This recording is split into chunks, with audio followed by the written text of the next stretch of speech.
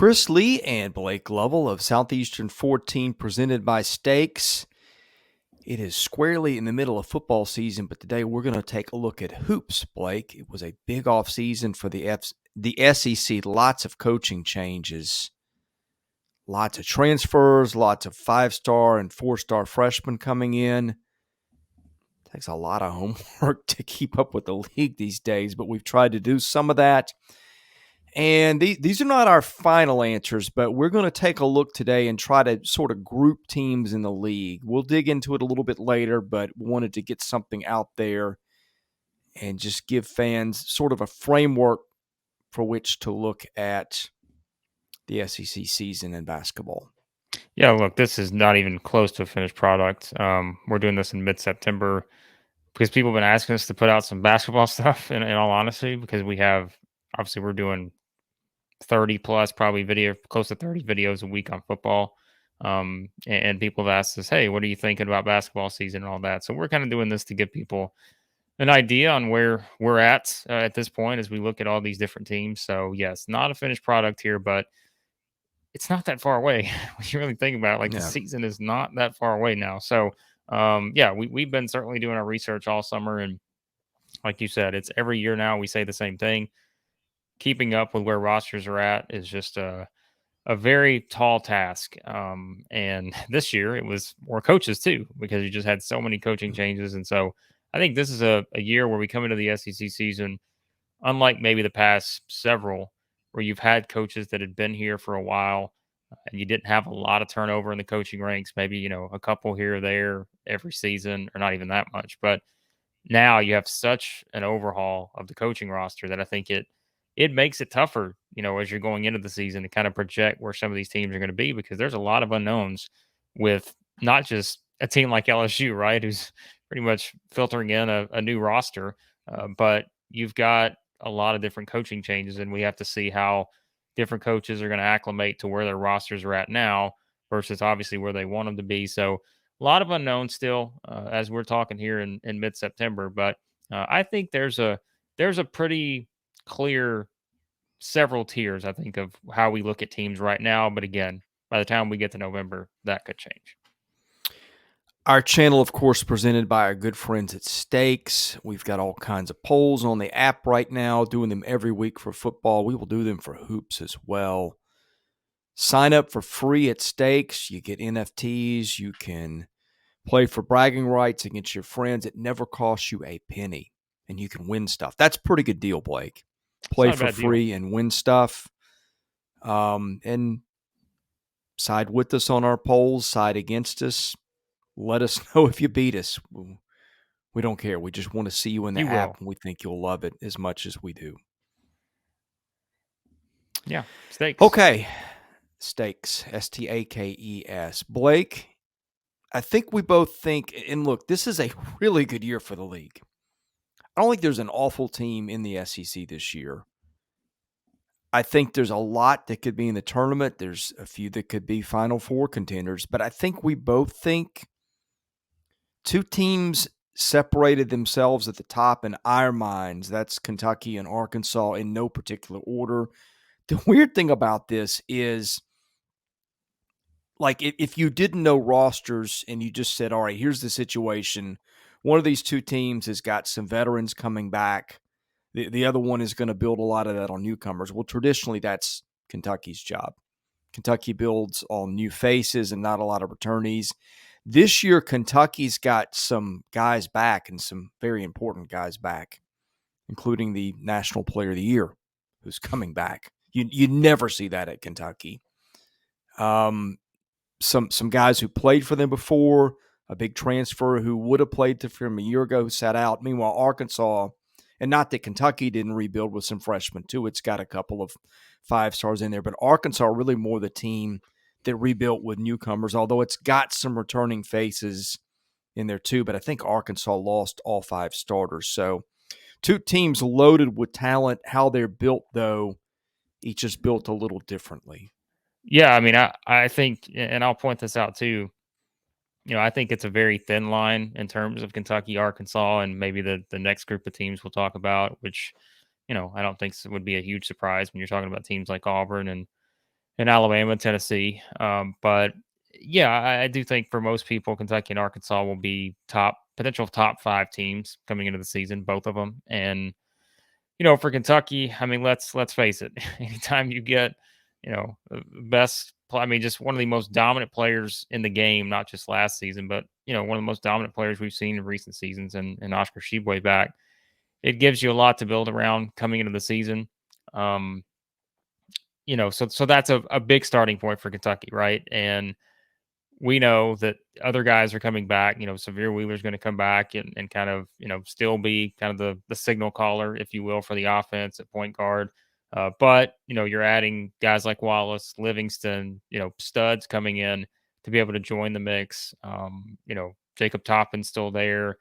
You've still got, I think, your front court's still the strength of that team. Let's be honest, because it's led by Tshiebwe, and there's going to be a lot they can do there. Now, what do we always talk about, Chris? It's still, I think, the things we're still going to like Kentucky is it's going to come to the shooting. Is the one thing we talk about every year is seeing how they develop shooting the ball from outside. I think is going to be something.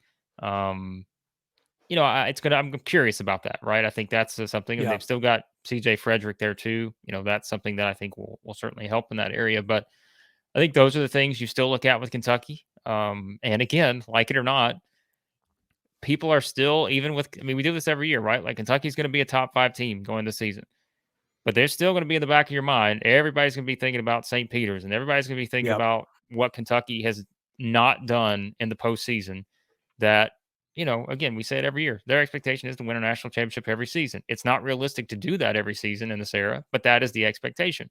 And so Kentucky could win 30 games, but it's still going to be in the back of your mind. If you're a Kentucky fan, if you're a fan of anybody else, that is this roster still going to be one that can win a national championship? I don't know the answer to that because, for starters, I don't know what the bracket looks like yet. and there's a lot of those kind of things that you have to keep in your mind. But pure talent, very talented team. And this is a group that, again, I would be surprised if they don't win a lot of games. They'll score a lot of points. And I think, again, I want to see kind of what the shooting looks like. And remember, too, like looking at injuries, too, last year for Kentucky was something where, that came up a little bit in terms of having some guys that were out and maybe not at full strength. You're going to have that throughout a season. So a lot to like about Kentucky. Arkansas, we said it. I mean, we made the Goodness. argument way back when, right, Chris? Like we're talking about Arkansas before we knew everybody else's standing, like a North Carolina, Gonzaga, not knowing what the rosters look like with teams like Duke and Kentucky. We said, look, there could be people that make a case for Arkansas to be the best team in the country heading into the season.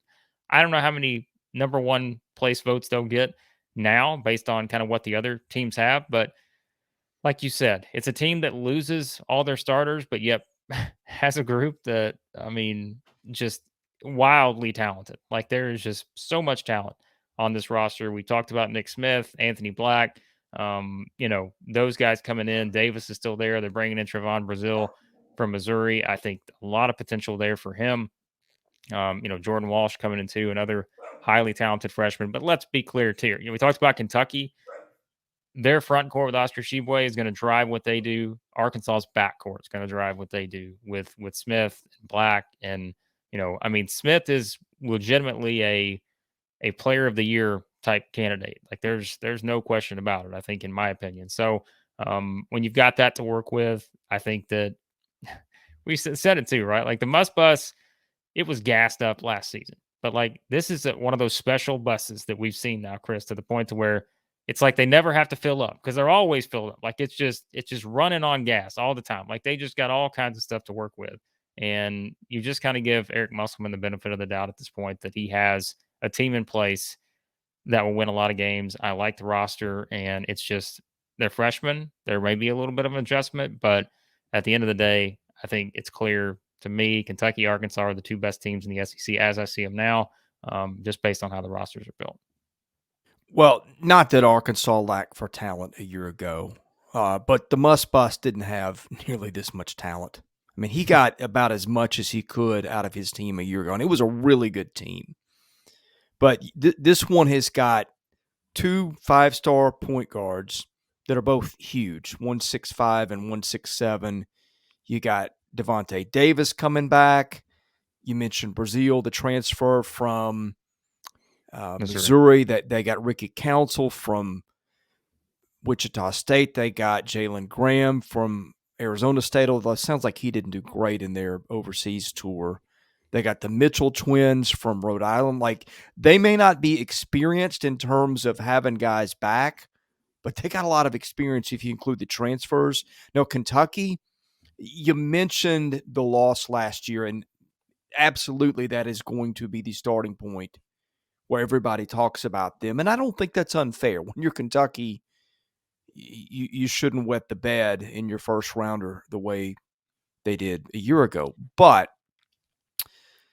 I mean, there may not be a point guard in the country who's had the ball in his hands more in college than Xavier Wheeler. I mean, Kentucky's never had that. Their point guard every year is one and done. The National Player of the Year. You mentioned the two freshmen in the backcourt.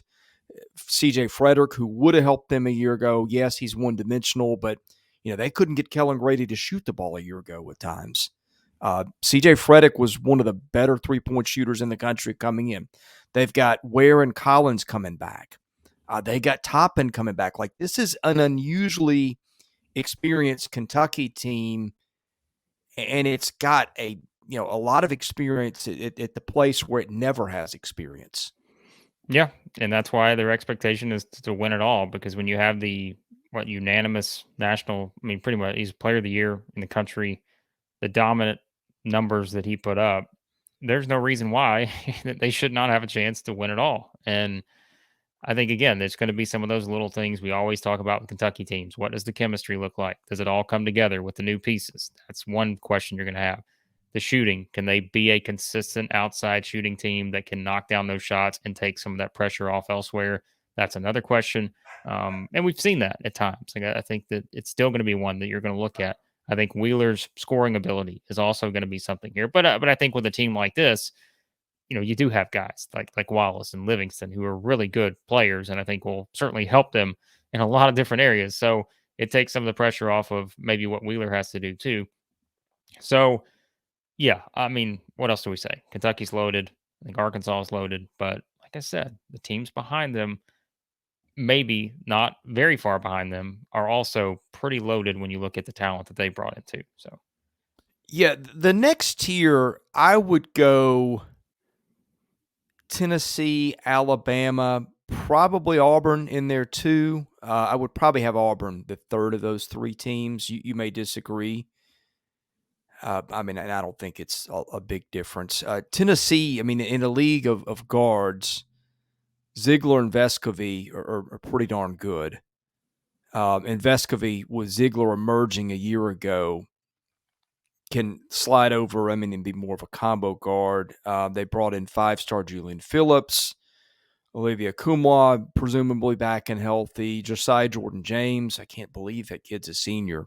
Started to come on last year. They had Tyreek Key from Indiana State, who was a high-scoring transfer. Let's talk about the Vols first before we go to the Alabama teams. This may not be a team that scores 90 points a night and wows you offensively, but it was what I believe they were number one in the country in adjusted defensive efficiency a good bit of last year, and a lot of the players who made that happen are back. well, and let's talk about Tennessee. We talk about themes, right? It seems like there's trends with some of these teams. The trend with Tennessee we've always talked about is offensively just being consistent, and defensively we've never really had many questions about Tennessee. Like defensively, whether it's Epon's there running the show on the defense, we didn't know how they would adjust without him. Well, look at the numbers, like you said, they still played some really good defense, and I think they're going to do the exact same thing with this team, knowing the players that are going to be on the floor. Um, good size with the guys that they have coming back, some of the new guys they've added, but it's still going to be, to me, I mean, getting Kamwa back, like you said, I think that's going to be a big boost for them. I think for sure there's no doubt about it, because he got injured. What was it? Early February last year, I think. I think so. Yeah, and So that's one of the trends. The other trend with Tennessee is what? It's the same with Kentucky. It's just, hey, this team could Can you come out find and a win the shooter? SEC. Well, that too, but they could come out and win the SEC. But we're still going to talk about what? We're still going to talk about March. Michigan. And I mean that those are the kind of things I think you look at with Tennessee, and I think they're talented enough to win a lot of games, and they are going to be one of the best teams. And that's why like it's hard. We're doing these tier rankings here, but we're also trying to look ahead and kind of tell you, all right, like this is your theme for the season. Like this is what people are going to be talking about, and I think that's important as we're doing like our initial research here. But I mean, like you said, you talk about Ziegler and what he became last season. I mean, no doubt, like one of the top breakout players in the league, and having him in that position now, where he's got that year of experience, a huge boost for what Tennessee is going to be able to do. So that's significant. Vescovy, we talked about him. I mean, somebody else that's just in. You talk about.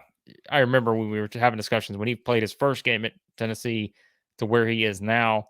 Like he has gotten so much better and just helps them in Yeah. a lot of different areas.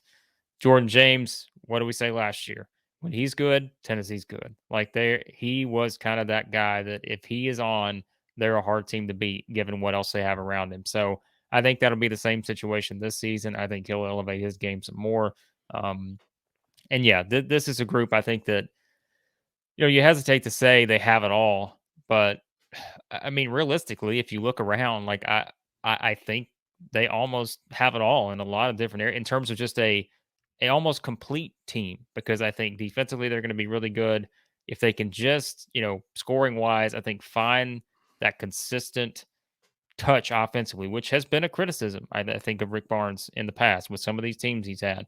If they can just find that, there's no doubt they're going to be right there with a chance to win the league. So Alabama's interesting yeah, they are. because yeah, they are. I mean, this kind of reminds me of 2 years ago when Alabama won the league, and you got Mark Sears coming in, one of the best transfers in the country, was a stud at Ohio. They get Dominic Welch as a shooting guard coming in next to him from St. Bonaventure. Namari Burnett, who might have started for them last year, was a former 5-star recruit who was at Texas Tech. Now I've got some questions about the offensive game. They didn't have him for a minute last year. Javon Quinterly, who's probably coming off the bench. I don't know what his health is like. And if you got Javon Quinterly coming off your bench, maybe, which is what Blue Ribbon had, you're crazy good in the backcourt. They signed a couple of 4-star freshmen in Clowney and Griffin. Noah Gurley's back. We really liked him a year ago, transferring in from Furman. He was, I don't know if disappointing is the word, but he wasn't maybe the impact guy we thought they would be. I'm wondering if take two for Alabama, and maybe a lot of this is going to depend on Quinterly's health, goes a lot better this year. I think it should. Oh, and Charles Bediako, 5-star freshman for them a year ago. Big guy who could do some things at times. He's back. I would think he'd be a lot better in year 2. A lot of parts here. A lot of parts here. A lot of parts. It's just, can the parts all come together to give you the finished product? Because last year we thought they had a lot of parts too. And look, I'm not. It's a different season, different team. But to say that they were frustrated there last year would be an understatement. Like that was a frustrating team to say the least. Now, again, Yeah. there are some guys that are not on this team this year that were on that team last year, and that's the question is, by adding some of the newer guys, some of the other guys that aren't there, you have a whole new mix of what you're going to put on your floor in terms of the rotation. Uh, and is that the difference? The backcourt's going to be great. Like, I mean, again, you talked about all the options that they have with them. And you've got guys coming in. I think getting Burnett back is one of the more intriguing storylines for me. Is just we talked about him coming the season, like he was expected to Mm-hmm. play a big role, and he play the what if game of what if he would have chosen Alabama in the first place instead of going to Texas Tech and maybe where he's at right now. But I think that's a very intriguing. I'm excited to see him, kind of paired up too with a Mark Sears, and I think Sears. We talk about making the adjustment from going from a mid-major team to a a power conference, but I think Sears will be fine making that adjustment. I mean, we saw kind of his scoring ability and those kind of things at Ohio. And Ohio, as we said, remember too with Ohio, like they've been a pretty good program at times as Yeah. well. So that's something else to kind of to think about. He's not just coming from anywhere, but Welch is coming in from St. Bonaventure. There's another guy that I think is really going to help them. We talk about like a Brandon Miller, of course, just a stud freshman coming in. Of course, Chris from our part of the country here. In where did he go to? I think he went to Cane Ridge Cane High Ridge. School. Is that right? Yeah. So, yeah, but I mean, look, their starting five. Like you look at their potential starting five, like you're getting excited looking at that group, and because you're like, okay, yeah, this team's they're gonna put up some points. They're gonna get up and down the floor. We know that with Nate Oates' system, and the bench group. I think that they've got maybe a little more depth than people think in terms of what they could play. But that also is not something that's that surprising. Like you just expect Nate Oates to always kind of have depth on his roster, given how they're going to play, and he's going to have a plethora of guards to choose from. I think it's the same situation here. The front court will still, which I think we've kind of had questions about, right, throughout the past several seasons. It's just, I think those are the kind of things I'm curious to see with this team. Rebounding, defending, the rim, those kind of things will be important, I think, for this team specifically. But once again, I'm very curious to see how different this team is from the team last season because there are different parts, like I said, and I think that the difference could be drastic at times because there were just so many frustrating elements with that team last year. And quite frankly, it wasn't just like some of the offensive things. It was, defensively, there were just times where we talked about like Alabama just was not, they were not locked in defensively. And I think No, that's something far from it. if they want to, get back to being an SEC title contender, which, offense was a big part of that. But remember, what did that team that won the SEC title have? They had a Herbert Jones. They had a guy that was going Mm-hmm. to come out and just shut someone down. How we see that develop and how they play 5-on-5 team defense, I think is a very another kind of intriguing storyline for Alabama. But I think at the top of my list, I'm very excited to see Burnett and what he can do because I think I think some people just kind of forgot about him. It's like, well, he's out the entire season, Yeah, but I I had. think that I think he could be a really good player. So I'm excited to see how he plays this season. Okay, the next two teams in my mind, Hang on, I don't think and we you talked tell about me. Auburn, did we? Well, that's one Oh, of the you were next going to two add them into this teams. group. Okay, gotcha. Well, I'm asking you, in my mind, I would put Auburn and Texas A&M, the next two teams, a notch below Tennessee and Alabama. I'm curious if you think I either or both belongs with Tennessee and Bama. I would put Auburn in there with Tennessee and Alabama because I think now look, you talk about subtractions, right? Like, I Yeah. mean, Jabari Smith, Walker Kessler. Ooh. I mean, it is like I'm sure, like we said, there are some teams that are basically fielding an entirely new roster. LSU, not in every single scenario, but you want to talk about like the most significant, you know, exits. There's no doubt when you talk about Jabari Smith and Walker Kessler, what they did for Auburn. Yeah. That's a dramatic difference. Not having them on the floor versus having them on the floor, which they will not this year. You've got your guys coming back, your guard group, which let's be honest, they're going to have to be better this season. I think more consistent. That is something that they will definitely be focused on, with Katie Johnson and those guys. It'll just be consistency. I think scoring wise, I think it's a fair question, to kind of see what they evolve into offensively. And I think, because the percentages have to be better. I think that's maybe the best way to put it in terms of their overall offense from their guard standpoint. That the guard output has to be better and more consistent. But that's where like I think Chris, bringing in a Jonai Broom, I love his game. I Mm-hmm. hate that there's going to be a lot of people that are going to say, is he like the next Jabari Smith or Walker Kessler? Because I don't think that No. you shouldn't do those comparisons. But if you're talking about just this guy and what he can do, he's another one. I know he comes from Morehead State, but you see it when you watch him play. He's going to be great, I think, in what Bruce Pearl wants him to do. I know people have kind of talked about just like he will really help them out defensively, just given his size and those kind of things. They bring in Traore, the stud freshman. So you've got it's the same setup, right? Like you've got two guys that are 6'10" here that are going to be on the floor, and that's a nice thing to have. Now, again, I think it's unfair to come out immediately and just say, "Oh, they're going to be the next Jabari Smith Walker Kessler duo." But there are some things they will be able to do very well together in terms of those two guys. That I think will help Auburn. And then, of course, Chris, you've got an Allen Flanagan coming back, who Yeah. you know, Big let's be. wild card. I mean, and that's the thing with him is, he wasn't maybe what some people thought he would be last season. But remember, too, coming off the injury as well, and I think that certainly played into it because when Yeah. did he come back? Was that I'm trying to remember He exactly, came but back, I wanna say a month, but he was never the it was same guy, and look, he December, didn't sometime in have to December. be the same guy, but, I mean, the Right. Allen Flanigan we saw at the end of 2 seasons ago and the Flanigan we saw all Right. last year weren't the same guy. Now, apparently, he was better in the offseason, looked more like himself, Yeah. but I wanna see it. I think the injury Uh, was a big part of that. That's just oh, my well, I and mean, again, I'm not a of course it doctor, but was. but I think it was very clear. We said it probably when we were talking about it early in the season is you could tell it just was not the same guy. And I think that is gonna be a big part because like you just mentioned, you said it too. He didn't have to be the player he was the year previous in terms of the output because you had Jabari Smith, you had Walker. He didn't have to put up 15 points a game. It would have been nice to have, but yeah. So I think you'll get a little bit. I don't know if you'll get all the way back to him averaging 15 points a game on this team, but I think it's possible if he's back at 100% because we know what he's capable of. So I think Sure. those are the kind of things with him.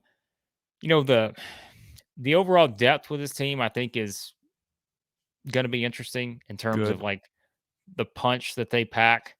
With this particular Auburn team, because what if we look at it? Wendell Green's back, and I mean Jalen Williams is back. So these Dylan are guys. Cardwell did a really good job for Yeah, them that's off the true. bench last year too. I Good really point. liked the way he played at times. Yeah. So so I think they can go.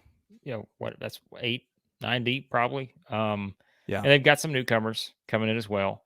So I I I feel like I'm always higher on Auburn than some people are, but here's why.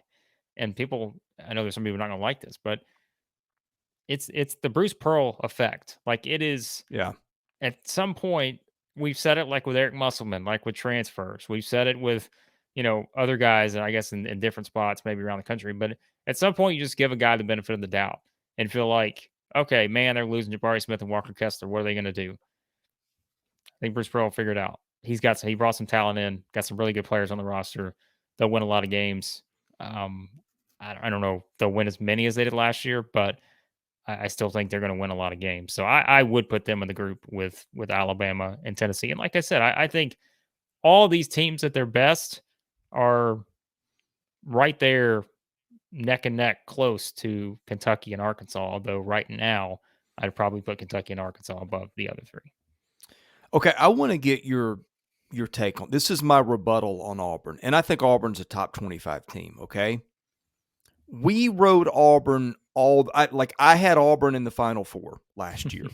Bag of shame came out after they lost, from what I can The remember. bag of shame made many appearances in the postseason. Thank you, Kentucky. But here is where here's what okay, fool me once, shame on you, fool me twice, shame on me. How many times, like we looked at Auburn coming into last year, and we looked at each other and said, my goodness, 2 months in, it's hard to find a weakness. And then KD Johnson and Wendell Green Jr. just started throwing away possessions like there was no tomorrow. And we said, okay, we don't see a crack in this team, but here's something to watch. And that alarm bell was going off for a good 6 weeks. That helped undo them at the end. It's the same guys running the show. Green, I guess, is coming off the bench. And Zep Jasper was steadier, and that's why he sounds like he is going to start. I'm reading our good buddy Chris Dortch's stuff at Blue Ribbon. Dortch has got Jasper as their starting point guard. That is, I look at Auburn's guard play from where it left off, and I look at the teams in front of them, and I just can't get past that right now. I might be wrong. I wouldn't bet my life on it, but that's where you and I differ on Auburn. Tell me where I'm Well, wrong. and I don't think you are wrong now. Like again, we were at some point differing, I think, on that. But as you saw it play out, I think it's a fair criticism. It's a fair question. Like they have to be better, and I don't. And that's why, like I said, if you're talking upside, right? Does this Auburn team Yeah. have the same upside as last year's Auburn team? Right now, I Mm, I think it's close, but again, but remember, Jabari Smith and Walker Kessler were top, what? I mean, picks in the studs. like, I mean, and that's what I think you have to consider. But again, we're saying that knowing that Auburn's I think, a top 20 team going into the season. But I think that's the question now is because you had Smith and Walker Kessler last year, that alleviated some of those issues at times that you did have offensively, whether it was taking bad shots, whether it was just your offense was not flowing that I think this year, okay, like I mentioned, you got Broom, Traore, those guys coming in. They will certainly pick up the slack in a lot of different areas, but it's going to be a little bit different. And I think that's what I'm curious to see with this team. Shooting too, right? Staple of Bruce Pearl's teams have always been guys that can make shots from outside. We talked about it with that guard group at times. Like they were not the most reliant outside shooters. And I think that's something else that makes the game so much easier. And so I'm curious to see, what that looks like too from Auburn's standpoint this year. But we're saying all this. I'm still, like I said, I would put them in the same group with Alabama and Tennessee. In what order right now, I don't know. That's why we're calling this the power rankings tiers because I don't have my specific order laid out. But I still think the upside is there. But I will admit that I think it's fair to wonder if that same upside this season is what the exact same as what you had last season. So. Yeah, I think I would go Arkansas, Kentucky in the tier, Tennessee, Alabama in a tier, Auburn maybe in its next tier by itself, and then maybe Texas A&M in its next tier, and not a lot of separation. Um, A&M did a lot of its damage a year ago. Honestly, they brought in a lot of new guys, and it started to gel at the end of the season. And just for complete transparency, we were kind of busy watching Auburn and Alabama and Tennessee and the teams playing the tournament while A&M was doing some of its damage. But a lot of guys back. You got Tyrese Radford is with them. Henry Coleman III was really good the second half of the season. Andre Gordon did some stuff. Hayden Hefner did some things. They got Anderson Garcia, who was a role player at Mississippi State. That Wade Taylor the fourth kind of took over at point. I don't see as much scoring firepower from A&M as I do the teams ahead of them. I mean, Tennessee might be the exception, but Tennessee defensively was just so elite that's a little bit of a different comparison. Do you think A&M belongs with those other teams that we just mentioned? Um, I think I want to wait and see on A&M. I feel like I do this every Yeah. year with A&M. I mean, look, Quentin Jackson, you and I talked about him. Meant a lot to I them. mean, you want to talk about top 5 in terms of value last season in the SEC. I don't think there's any doubt that he was in that group and maybe top. I mean, I don't say top 3 because I mean Tshiebwe and those Top kind of guys, five but would be a lot with the two Auburn kids. With still, I mean, you went, but again, like I'm talking about, you take him off of that team last year, and Buzz Williams has said this. It's not yeah, just the stuff that the scoring and those kind of things, but like he was their guy, like on the floor, like he's their coach on the floor, and you remove him from the equation. I don't know what that team looks like last year. I mean, they played 40 games, remember, because they made the run in the NIT. They won right. 27 games. Um, he was I mean, he just did everything, and so that is why for me right now, and by the way, too, Hassan Diarra, I thought he came along, played some really good basketball, but now that he's gone too, I would have loved if he comes back and maybe, you know, there's an element there because again, he wasn't like when you look at his overall numbers, they weren't perfect, but you could see kind of you know, the evolution of his game, and I really liked him on the roster. So I think without those two guys, who else did they lose? Marcus Williams, I think, was someone else that came in, but Let's now see. I'll look this up. he's not there. Again, I there are probably people like, I think he's transferring somewhere, but he's not there either. Sorry, I'm pointing at all the guys who aren't there, but that's kind of my point. Is that Jackson They played a lot of particularly, guys too. There wasn't like right? other than Jackson. There wasn't. Well, Henry Coleman. Coleman could really Yeah, and he's back, and he'll, take. I'm yeah, not gonna say take over a game, but he was outstanding at times. I'll he's an find who All they've SEC player. lost. Coleman's an All SEC player, but I think Quentin Jackson. I want to see A&M early without Quentin Jackson. Um, that's my biggest question for them, I think, because without him on the floor, I'm curious to see what this teams look like. They're bringing in a Dexter Dennis from Wichita State.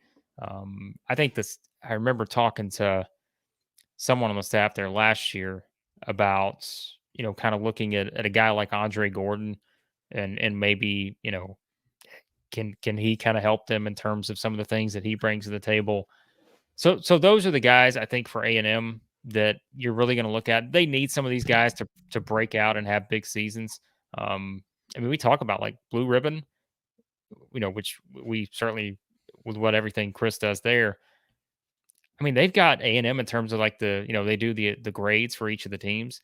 They've got A&M with A plus on the bench and the depth. So you're talking about Ooh, there are high expectations. And again, this is talking to people on the staff that they've got a lot of pieces to work with.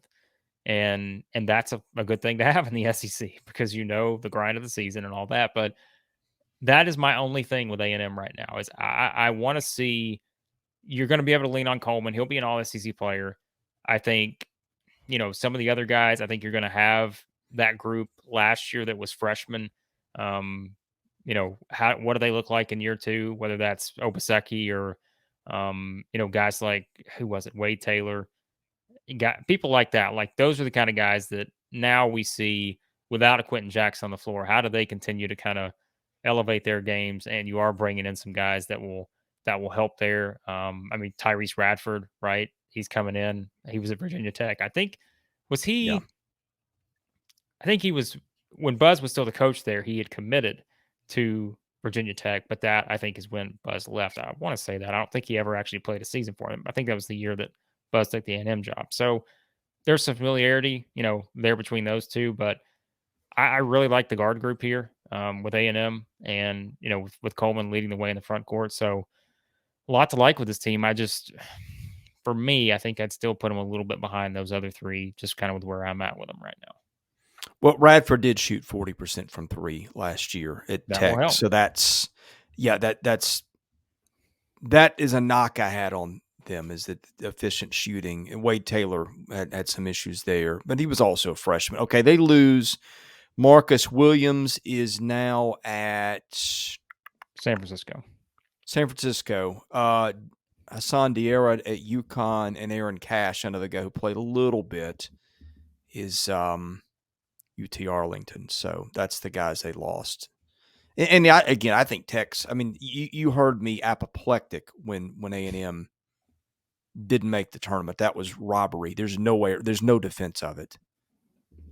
That and Tennessee getting a 3 seed instead of a 2. But yeah, I mean, there's some other great teams in the league, and I just see. I see A&M a little further down than the ones we mentioned, but still tournament worthy for sure. Okay, we got. Man, this is where it really gets tough too.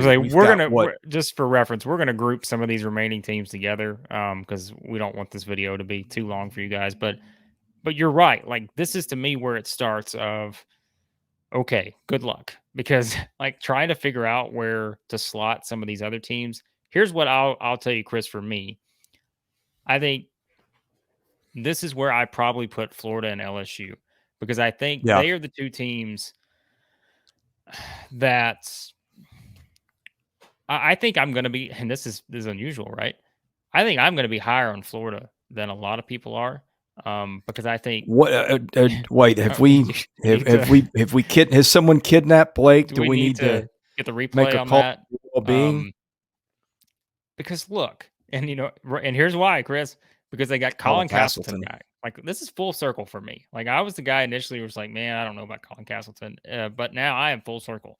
because getting him back easily, along with Tshiebwe, one of the best offseason moves of any team. Um, Getting him back in the mix, that is significant for Todd Golden, and we know that. Castleton's a first-team All-SEC player, and so that's huge for them. And so I think when you look at what you can build around there, and Golden's another guy I think you're going to see transfer-wise, like he's going to be another guy. He's already brought several in.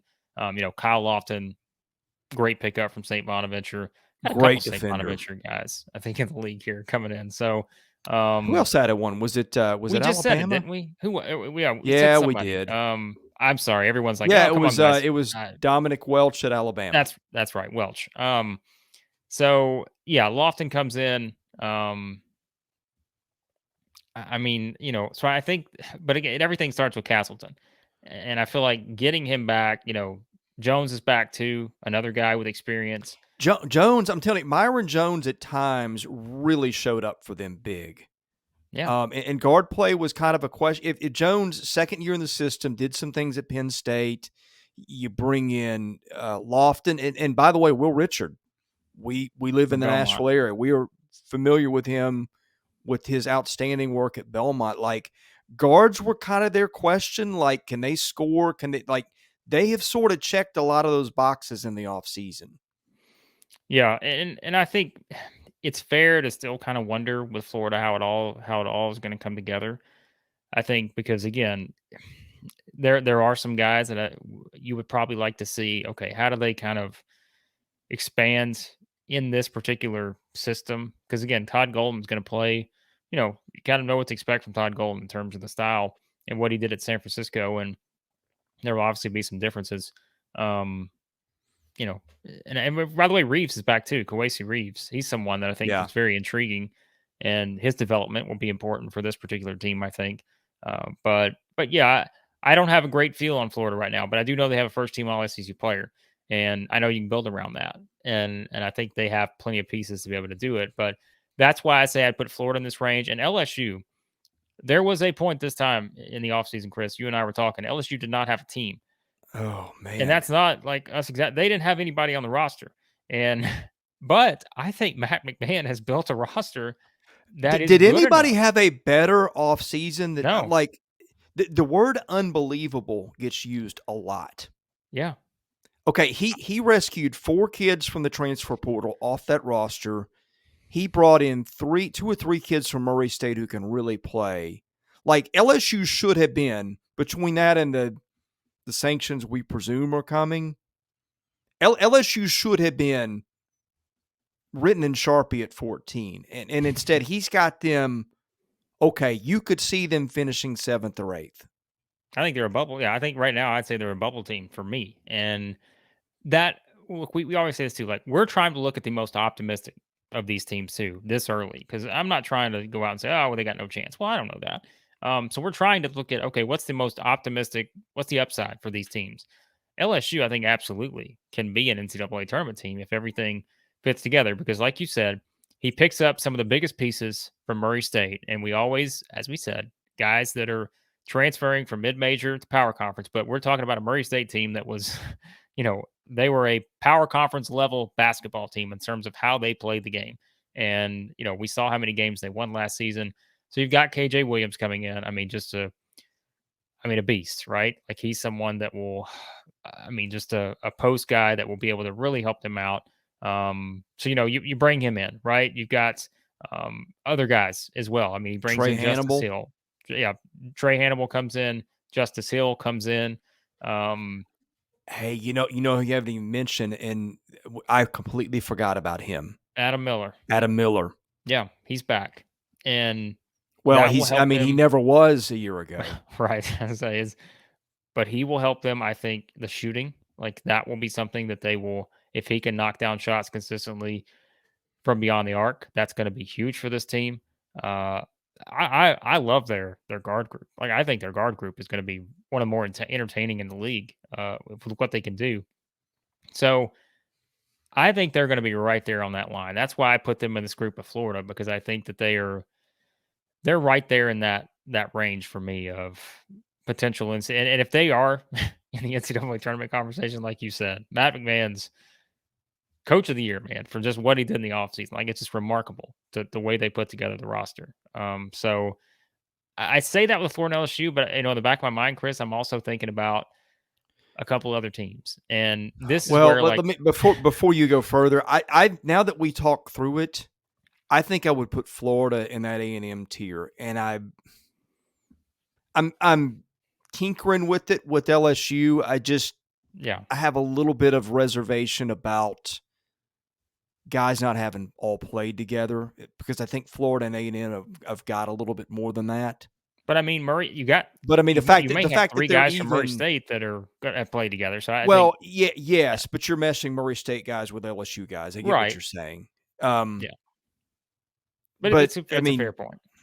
the fact that we're even having this conversation is remarkable. True. And here's my question: are we sleeping on Mississippi State? Because Yeah, maybe. Chris Jans, and by the way, we haven't even got to my guy yet, Dennis Gates. Don't worry, Missouri No. fans. I'm going to tell you We'll do exactly what I just think. should we just do Dennis Gates in his own podcast? That's going to be a whole separate episode. Because I won't be able Because to shut you up on Dennis Gates. but you also may not be up to with Chris Jans too, because I've been very high on Chris Jans. Jans is your guy. One of your guys. I'm excited to have Chris Jans in the league because he did a sneaky good job too. I don't even know how sneaky it was. We talk about guys, important players coming back, right? I mean, he did a really good job of kind of bringing back some guys that are going to help. And guess what, Chris? Who does that start with? Our guy, Dolu Smith. But more Yep. your guy. I think you kind of I've talked me been into. pumping him for 2 Yeah, years. you have. And so I think getting him back, huge. But also, TJ Jeffries is back. Shaquille Moore's back. Yep. We mentioned every time there's a coaching change, it's not just who you bring in, it's who you retain. We just said Matt McMahon retaining an Adam Miller. That was big for that team. But Mississippi State, like, they needed to retain these kind of guys because these are guys that I think will fit in with what Jans wants to do. So so those were significant. I think, when you look at it from that standpoint, I think there's no doubt some of their newcomers will have a chance to play just because they're going to need them to play. I think he brought in, who was it? Was it McNair from New Mexico State? Someone else that he's got familiarity with. And so, and Jans too, Yeah. by the way, let's point this out with Jans. Like he will be a guy too, just from the JUCO level. Like, there's a lot of Mhm. familiarity there, and he will.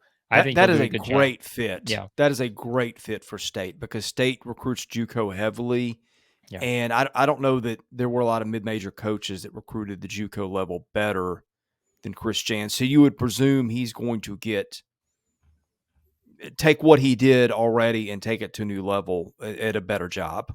yeah. Like, we're going to talk about Jans, guys like Jans and Dennis Gates. Like, you've been talking about guys that know the JUCO scene, like these guys. And that's not to say the other guys don't, but you were talking about influx of coaches. Like, these guys know it inside and out, and that's going to be important to their success too. I think. I don't know about Mississippi State in terms of if you go down the full roster. Like, we talk about like a depth with an Alabama or a team like. I don't think it necessarily compares for what we know right now, but there's intrigue with this Mississippi State team, and I think they are further along, obviously, than they would have been had they not retained some of those really key guys.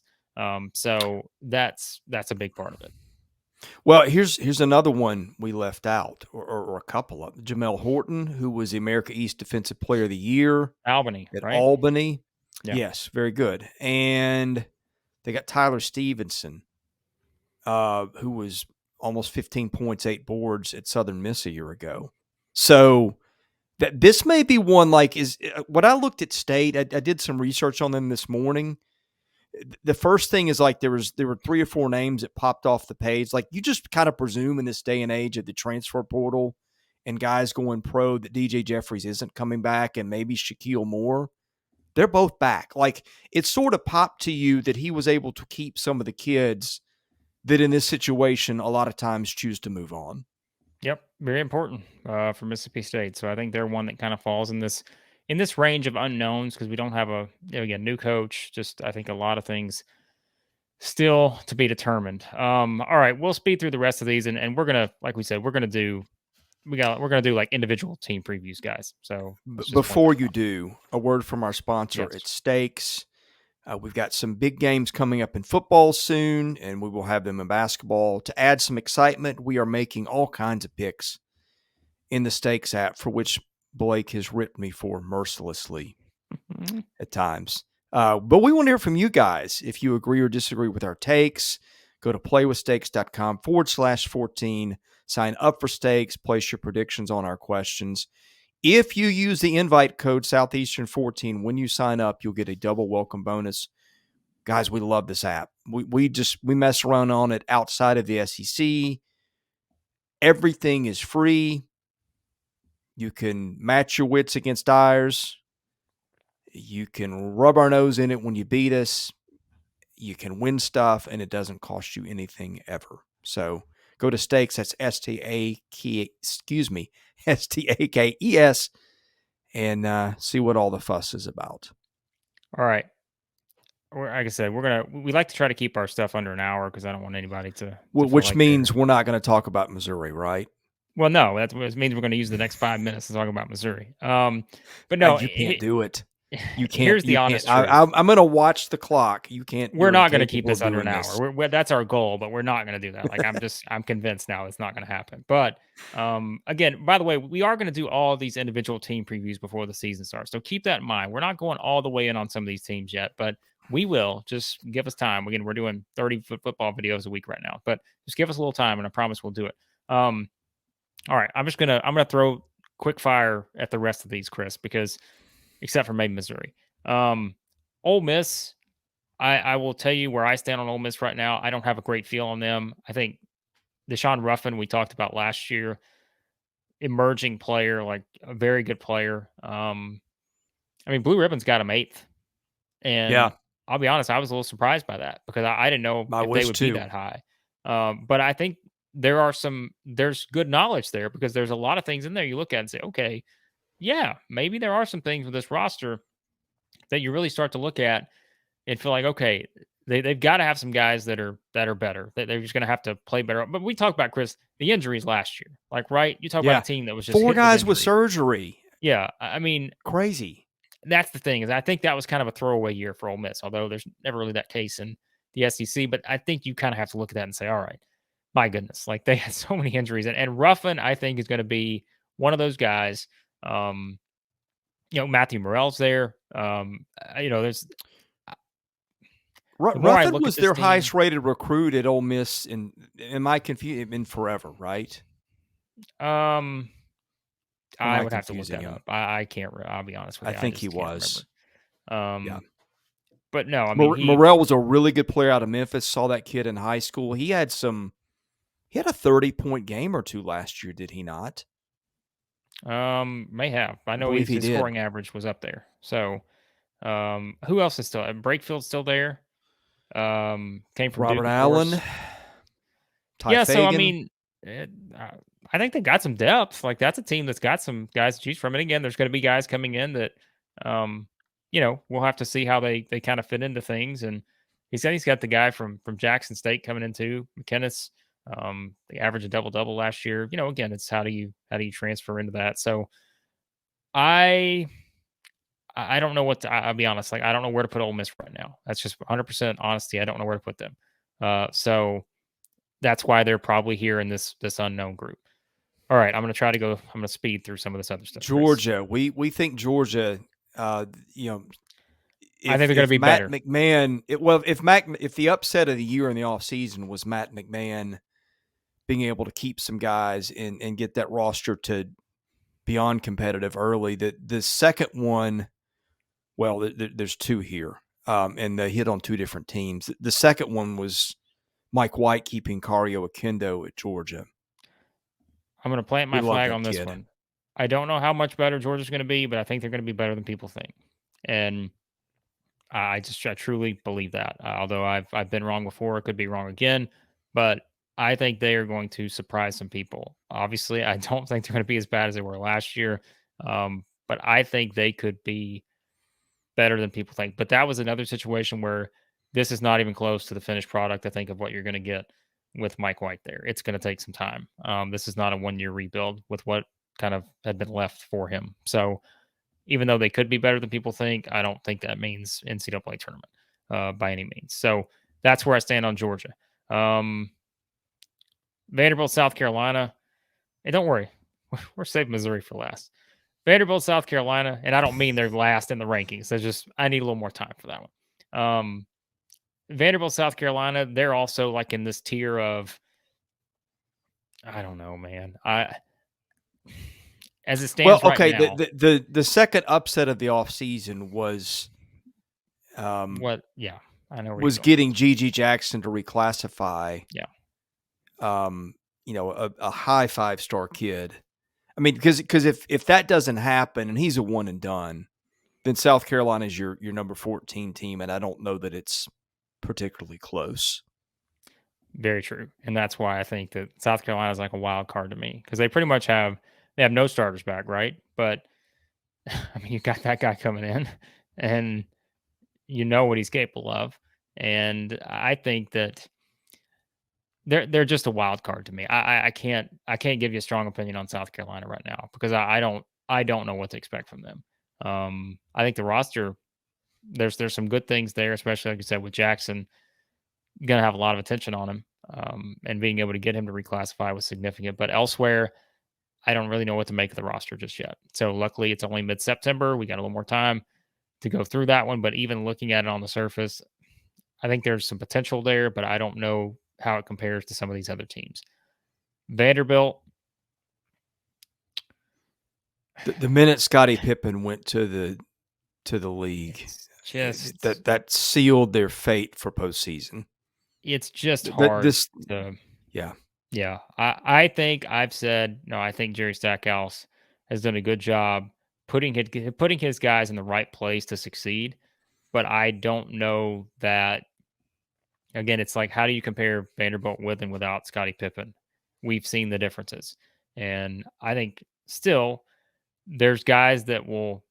Miles Studi. We talked about him last year. I think he can be a guy that can certainly. He's going to have. I mean, his role is going to get much bigger. There's no doubt, but I just think Vanderbilt's in this tier too with teams that just there's potential on the roster, but when you compare them to everybody else, I just don't think that they're on that same level.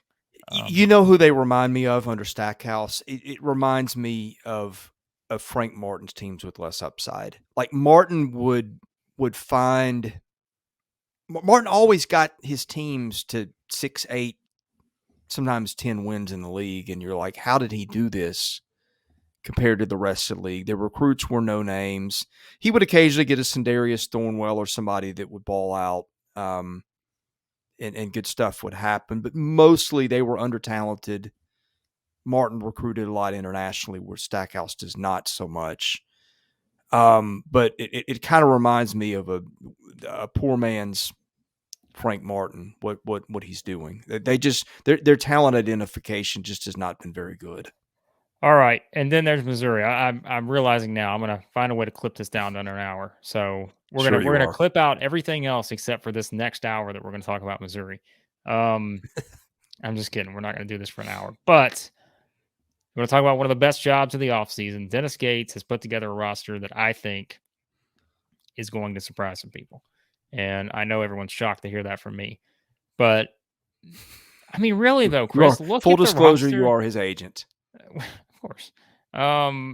Look at the roster he's put together. We talk about entertainment. I think you're going to get plenty of quality entertainment out of this Missouri basketball team this season. And to be honest, when you talk about playing styles, that may be a little bit of a difference than maybe what you've seen in some recent seasons. Like they are going to play a different style than the previous regime. And, we'll see how it pays off. But I said it when he took the job. If there's anybody that knows how to flip a roster to exactly how he wants it, although again, I don't know if they're going to compete for an SEC title this year, but he has built a roster. I think there's a lot of upside on this roster, and I mean, Kobe Brown I is back. Chris, I am telling you right now, and we know I'm not, I'm always going to be the high man on Missouri, and it's just everybody's just going to have to deal with it, but. I think this is a roster that can. I don't want to say they're going to be an NCAA tournament team, but would I be shocked if this team is, in a bubble conversation a month out? I wouldn't be because I mean, I think, and that's not just me, gushing over Dennis Gates. That's just what they have coming back. Kobe Brown's back, like you said. I think there's some things that Dennis Gates and his staff will be able to do to really put him in a position to have just as much success or more, perhaps. Aiden Shaw was a huge, significant offseason acquisition. Another kind of, I think, a really good situation there. Ronnie DeGray's back. He played in every game last Yep. year, I think. Played a I've lot. talked about Demoy Hodge before. Guy goes out and puts up 50 something in a game at Cleveland State, I think, something like that. I don't remember if it was 50 something, maybe it was 40 something, but clearly a guy that has scoring ability. Trey Gomillion, also from Cleveland State, so he's got familiarity bringing in guys that helped him completely revamp a program that was at the absolute bottom, just destroyed. And so, how these guys acclimate to the SEC is a good question. But I think they're very talented. Brings in a DeAndre Golston, who was at Milwaukee, another player that I know, doing the Horizon League previews. Milwaukee staff, thought he was certainly a player that has a lot of upside. And you just look at his numbers and what he was able to do. I think I just think he could really help him. He's got experience. Nick Honor comes from Clemson, someone else that's got experience. So Noah Carter, he was another guy that they picked up from Northern Iowa. So I'm not saying Gates is the Eric Musselman of the transfer portal, Chris, but he picked up a lot of pieces. It's just, do the pieces fit together? I don't know, but I like the way he put the roster together. They got the number one JUCO Diarra, kid? yeah. Big kid. And Sean East, who was a JUCO stud the year before that. So didn't do was okay at Bradley, I guess, but there you go. As we wrap this up, my declaration: the surprise team of the SEC is going to be. Well, I say, okay, man. East averaged 21 points a game last year. No, the combo of getting Aiden Shaw and Sean East, which I think Missouri fans were all in on. If we could just get that combo, everything else will just be gravy. Let's just build around them. I mean, because those guys can. Yeah, I mean, I think Missouri, and shocked everyone I know. I think Missouri is the sleeper team to keep an eye. Like, I'm having to laugh at myself, but I'm not just doing this out of my enjoyment of Dennis Gates coaching college basketball, but I think the roster is very interesting. So yeah. Keep telling yourself that. There you go.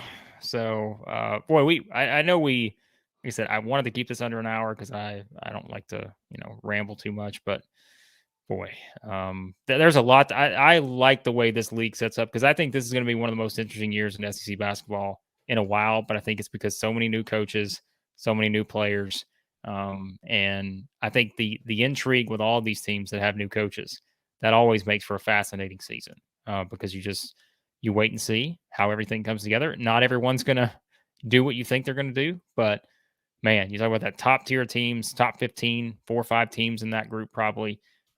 And then you've got the potential of the LSUs, the Floridas, Missouris, Mississippi States, even Ole Miss, if they're all healthy. Mm-hmm. There's a lot to like, with the league. So, well, and just so people know, I give Blake a hard time about Dennis Gates, but I'm there. I think that was a terrific hire, and again, I think what he's done quickly is impressive. So just so nobody misunderstands. If you watch the podcast for a long time, you probably get it. But if you haven't, then by the way, I forgot to mention Isaiah Mosley too. They picked up from Missouri State. That is why I thought we mentioned that, but then I just said it. Wait a second, did we even mention Isaiah Mosley? We did not. We did not.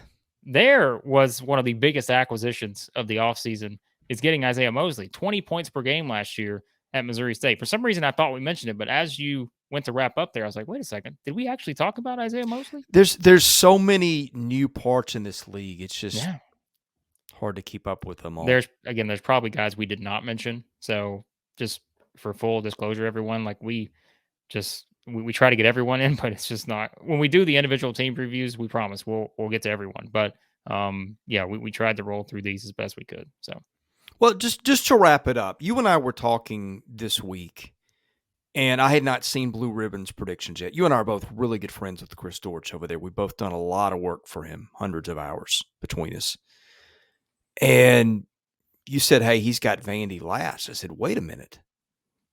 I think maybe they're better than that. A team that went to the NIT last year did lose Pippen, but some pieces started to come together a little bit. And I just said, I don't know how to see it. You start going through the teams in the league and doing your research.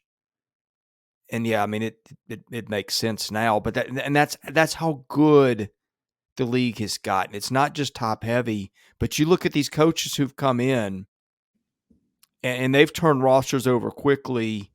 And at this time of the year, we're doing this mid-September. It's going to be very interesting, even in the bottom half of the league. Yep, it will be very competitive. I think. We talk about kind of teams and what their records were the past couple of seasons. I don't think you're going to see a 6-26. I don't really see that with this group of SEC teams. So yeah, it's going to be a fun season. Like we said, a lot more coverage to come on it. All right, thanks for watching, man. Blake, it was fun to do hoops again. Goodness, My energy level is up. It's I can tell. We did, I don't know how many hoops videos last year, but it was a lot. Yeah. That's kind of how we built our channel. And fired up to, even in the middle of September, we're week 3 in football, fired up to be talking some hoops again.